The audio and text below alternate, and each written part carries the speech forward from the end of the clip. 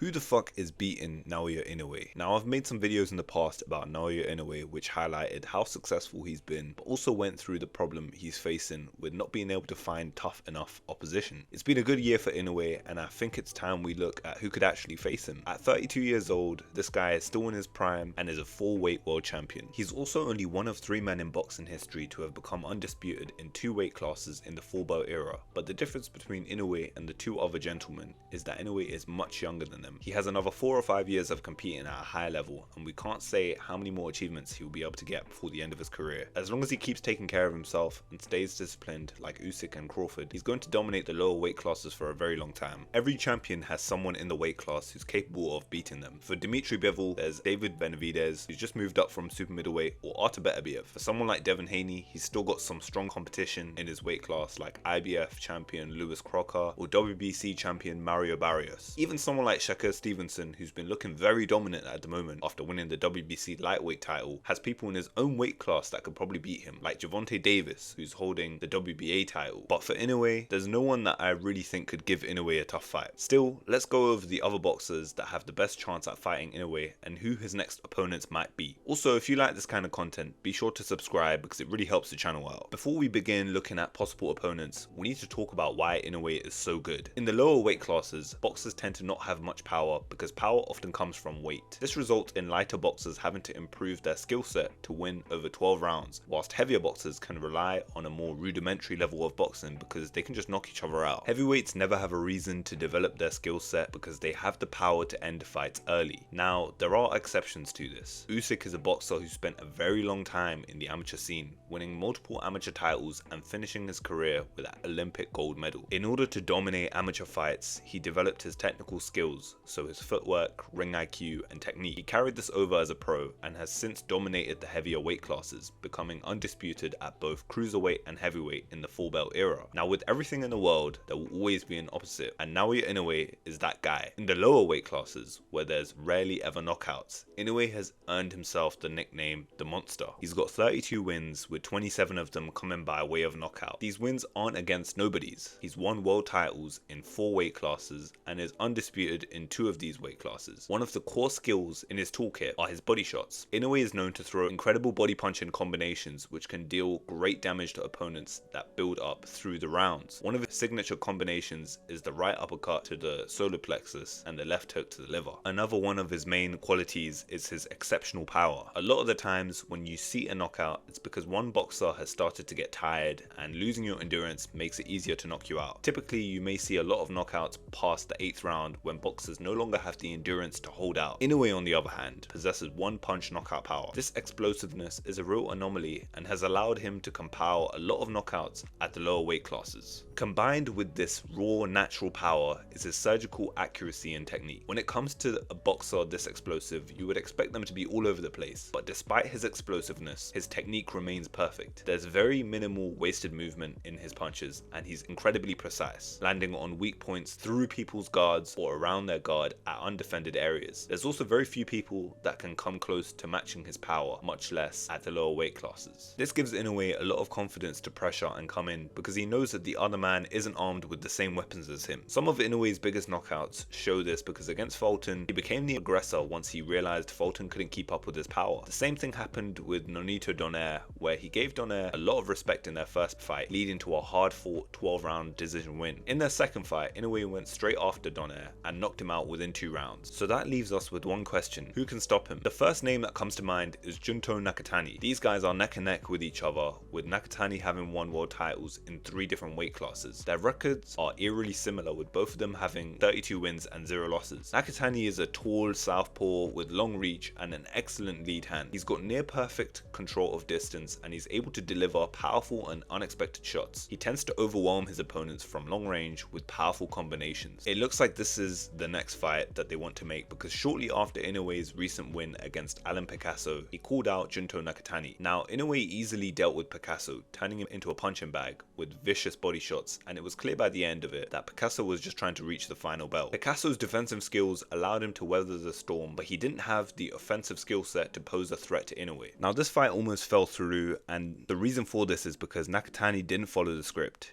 He fought on the same night as Inoue against Sebastian Hernandez Reyes in a fight that many people thought would just be a warm-up for him to get ready for Inoue, but Reyes ended up putting up a good fight. Nakatani had a tough night in the office and made many fans question whether this fight should have been scored a draw. This is definitely still the next fight to make, and I do think Nakatani can give Inoue problems, but it's clear that his defense has holes which can be exploited. I think Inoue will have trouble getting in on the inside against a longer fighter, but once he's in, I think it's only a matter of time before he stops Nakatani. Now that being said, Inoue is still vulnerable. He tends to get ahead of himself from looking for big shots and can sometimes get clipped like we've seen in his previous fights, but that's what will make this fight so entertaining. They both have a high knockout percentage and have the power to hurt each other. I do, however, think Inoue will come out on top in this brawl because he's more defensively sound than Nakatani, and as long as he stays composed and doesn't rush ahead, he will eventually break Nakatani down. I hope this fight happens at some point next year because both of these guys are in their prime and a showdown this big would be great for boxing. Although this would be the biggest fight to make at super bantamweight, Nakatani wasn't the only person Inoue called out. He also called out current unified WBC and WBO super flyweight champion Jesse "Bam" Rodriguez. Bam is on top of the world right now, having won multiple world championships in 2 weight classes. He's done all of this and he's only 25 years old. Bam's also a southpaw who has some of the best movement and footwork in boxing today. He carefully applies pressure and is always ready with his explosive counterpunching to produce unexpected knockouts. His constant angle changes and efficient steps are reminiscent of Lomachenko. He's often been described as having an almost perfect style because the way he fights is just textbook. He fights behind a responsible guard with no unnecessary showboating. He has incredibly subtle footwork and works behind a great jab. Although he ticks a lot of boxes, his main issue, if he were to get in the ring with Inoue, is that he's much smaller than him. His last fight was defending his unified titles at 115 pounds, whilst Inoue defended his 3 world titles at 121.5 pounds. Although this might not seem like a large difference, at lower weight classes, every bit of weight makes a difference in power, speed, endurance, and anything else that can be measured. Their walk around weight is different, with Inoue walking around at 137 pounds, whilst Bam walks around at about 120 pounds. Inoue also rehydrates from 120 pounds to over 130 on fight night, which means there's a clear size advantage for Inoue. Although Bam may have better footwork than Inoue, Inoue is superior in every other department like power, speed, and combination punching. Not to mention, he's much more experienced as a champion while still being in his prime. He also has a slightly larger frame, and as we said earlier, carries more weight on him. This would be fun to watch, but Inoue probably stops Bam in the later rounds. Other than Bam and Nakatani, I don't see any other big fights for Inoue. So what if he moves up? I think it might be time for Inoue to move up because he already beat Stephen Fulton, and Fulton's managed to become champion at a higher weight class, securing the WBC featherweight belt. Rafael Espinoza could definitely pose an interesting challenge for Inoue. Being 6'1" and a strong featherweight, he would be the most physically challenging opponent Inoue has ever faced. With 28 wins and 24 knockouts, this is the best fight for Inoue if he decides to move up. The only other person at featherweight who poses a challenge for Inoue would be Nick Ball, who's an all-action 5'2" orthodox warrior. Although the fight with Nick Ball would be entertaining, Inoue has every physical advantage, and I don't think Nick Ball has the skill set to get past that. Nick Ball is also scheduled to fight former unified world champion Brandon Figueroa, who's also another physically large person for the weight. So maybe whoever wins this fight could be next in line to face Inoue. There's also Bruce Carrington, who's about to fight for the vacant WBC featherweight title. Carrington is an orthodox sharpshooter who has incredible counterpunching, but the only issue is he's 16-0 and relatively untested. For now, I'd like to see Inoue face off against Nakatani at some point in 2026, and whoever wins this fight should definitely move up to face some of the bigger names in the featherweight division like Espinoza or Nick Ball. Let me know what you guys think of Inoue and who do you think is next for him.